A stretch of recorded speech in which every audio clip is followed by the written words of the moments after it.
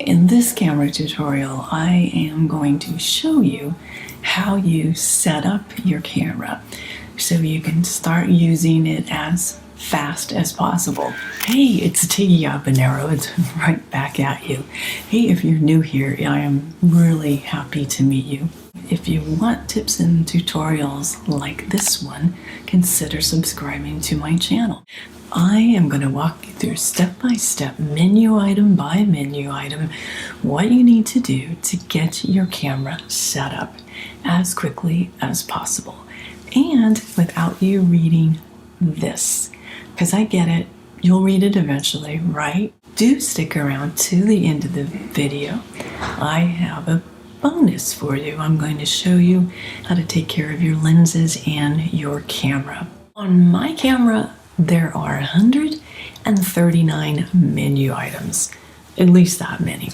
Do you have to know every single one of them before you start using the camera? No, you don't. Number one is you're going to have to set the time and the date on the clock in the menu, because you want to make sure that when you're shooting photos and shooting videos that your time is correct. So number two is insert the SD card and initialize it.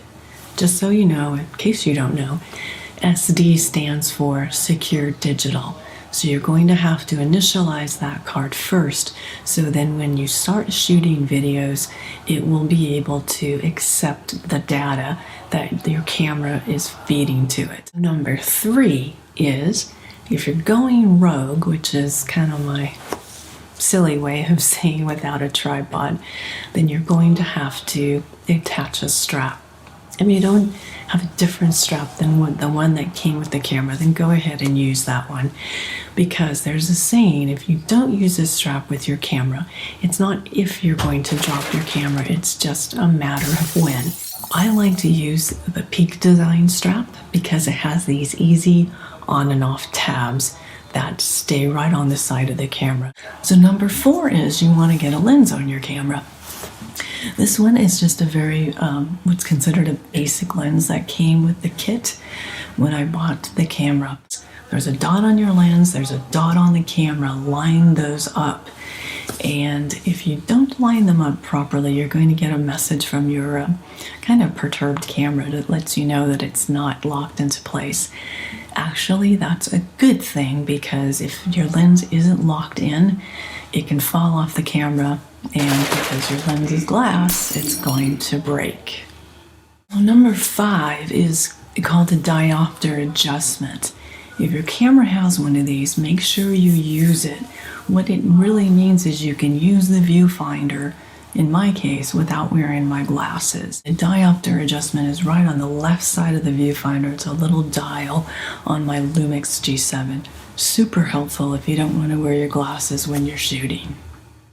So number six is your screen. Hopefully your camera has a flip out screen. So super helpful. You can, I'm waving at myself right now on the other screen. Super helpful if you do film yourself like I am right now. So make sure you play with it, twist it out, see how it goes, how it folds back in. And of course, when you're done with it, you want to make sure you fold it back in with the glass facing the camera. Number seven is the mode dial. But digital cameras can always shoot in full auto mode. And what that means is auto exposure and focus is set with using a dial called AF, which stands for autofocus, and AE, which stands for auto exposure.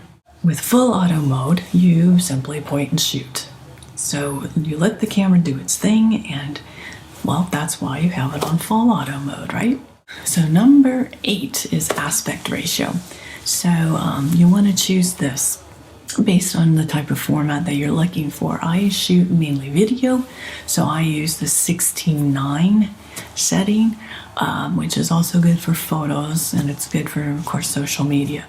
So number 9 is resolution. So I shoot in 4K. 1080p is still very viable HD high definition resolution. I choose to shoot in 4K. But keep in mind that if you shoot in 4K, it's going to really chew up some space on your computer hard drive. You can also shoot in 30 frames per second. It's completely up to you. With 30 frames per second, there is a little bit more data that is captured in the files, and that can definitely help in post-production. Number 10 is 10. What are your buttons? What do you push, right? We're setting all this camera up. Let's get to shooting some video.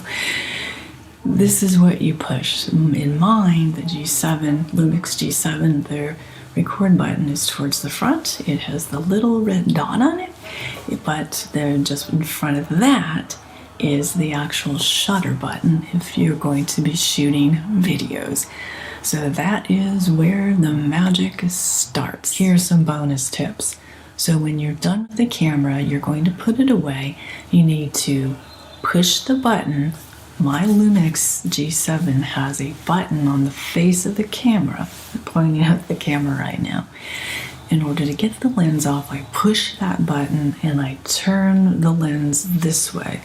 You'll hear it unclick. Again, you have to be careful putting on the lens and taking off the lens. Put the lens cap back on the lens and put the cap back on the camera. On digital cameras, the sensor is right in front, so you want to keep the dirt and moisture out of that. So put the lens back on it, make sure that you also take out the battery from the camera and remove the SD card. You're going to have to pull that anyways to get your photos onto your computer or your videos onto the computer from the card. But make sure you don't leave the card and the battery in the camera, because the holders or how they are secured in the camera, they're kind of flimsy. There's little springs, and an SD card is really kind of flimsy, so you don't want to leave it in the camera. And that way you can make sure you remove all the files off the SD card, recharge the battery, and you're all set to go for the next time you want to film. Shake hands with your camera and come out storytelling. And remember that the more you use your camera, the easier it's going to get and the more comfortable you'll be with it. Question for you: what is your biggest pain now, or was your biggest pain in setting up your camera? Leave that in the comments below. If you want tips and tutorials like this one, consider subscribing to my channel.